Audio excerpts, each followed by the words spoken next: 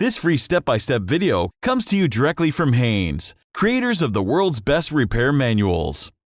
Fix your car or truck the right way with our accurate and reliable information at your side. You can complete more than 200 jobs on this vehicle when you purchase the complete online manual at Haynes.com.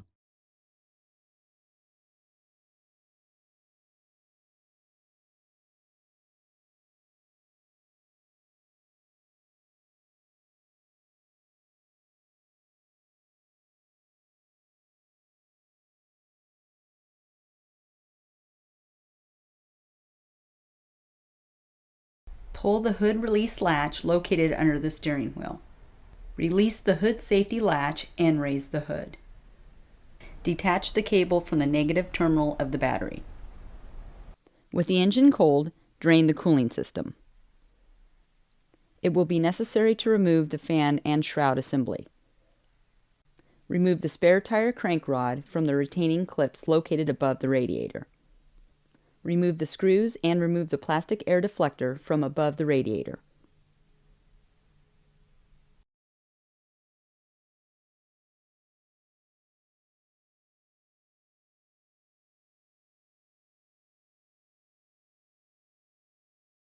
Loosen the clamps and remove the intake air tube from the air filter housing and throttle body.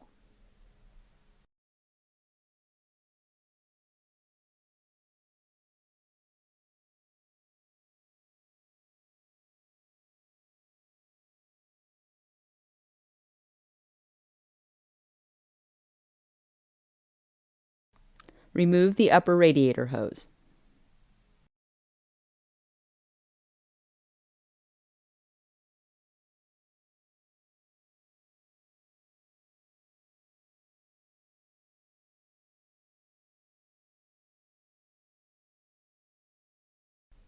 Using a special tool required for removing the cooling fan, turn the fan nut to break it loose while counter-holding the water pump pulley.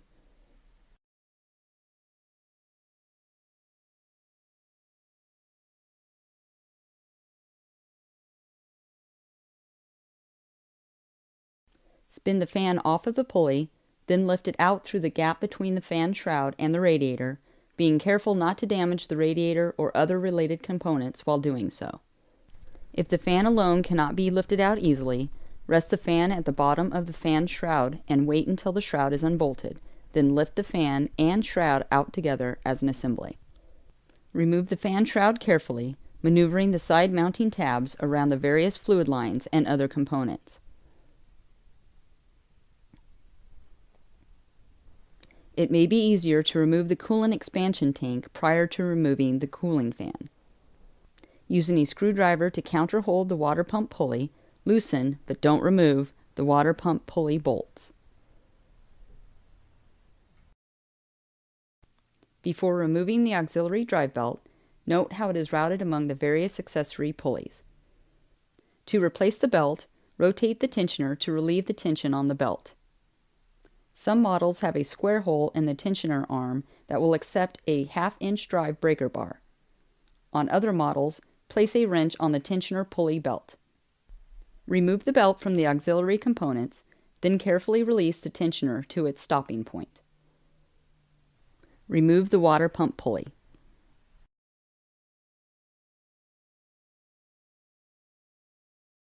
Disconnect the upper radiator hose from the water pump.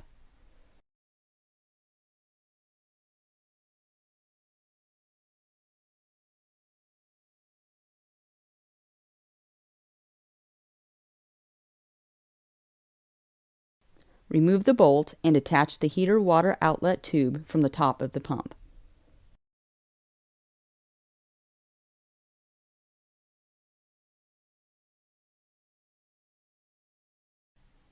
Remove the lower radiator hose from the pump.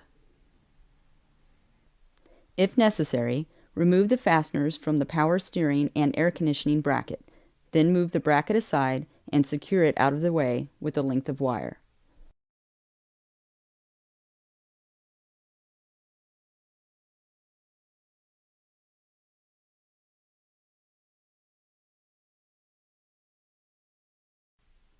Remove the water pump retaining bolts. Take note of the installed positions of the various length bolts and studs.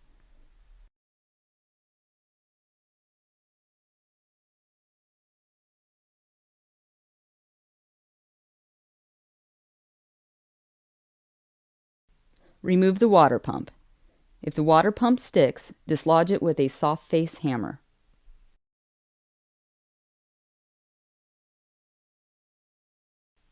Before installation, remove and clean all gasket and sealant material from the water pump and cylinder block. Replace the O-ring on the outlet tube. Lightly lubricate the new O-ring with a thin layer of Vaseline or coolant.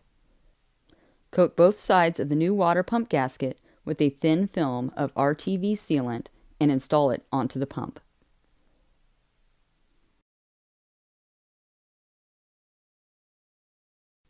Install the water pump, guiding the outlet tube into the opening in the top of the pump.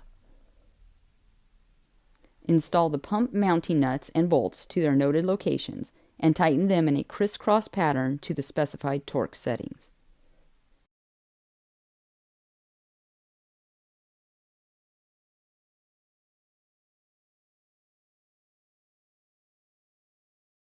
Install and tighten the water outlet tube bracket bolt securely. Install the power steering and air conditioning brackets if removed. Tighten the fasteners securely. Install the lower radiator hose and secure it with the clamp.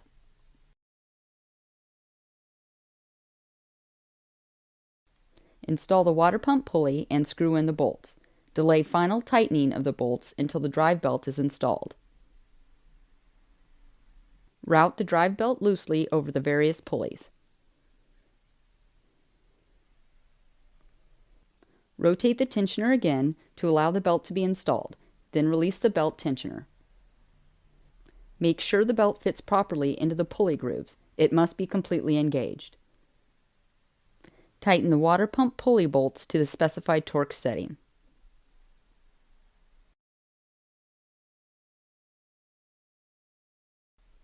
Carefully guide the fan shroud and fan into the engine. Make sure that the shroud mounting tabs are located correctly in the slots.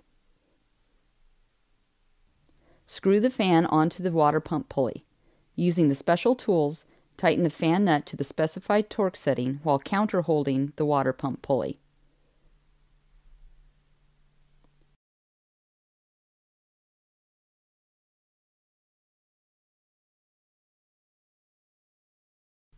Install the fan shroud bolts and tighten them securely. Install the upper radiator hose and secure it with the clamps.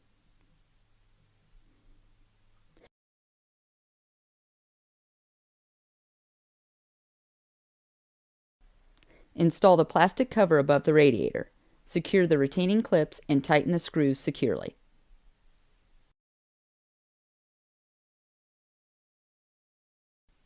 Install the air intake tube to the throttle body and filter housing. Tighten the hose clamps securely.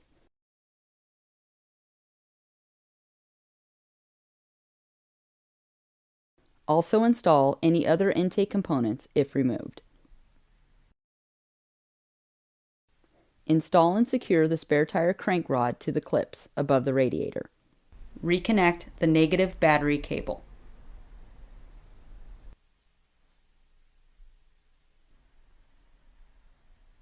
Close and tighten the radiator drain fitting. Place the heater temperature control and the blower motor speed control to their maximum setting. Slowly add the correct type of new coolant, which consists of a 50-50 mixture of water and antifreeze, to the expansion tank until it reaches the full hot mark. Leave the expansion tank cap off and run the engine in a well-ventilated area until the thermostat opens.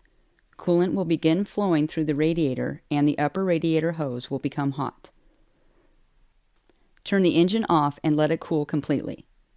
Add more coolant mixture to bring the level back up to the full hot mark on the expansion tank.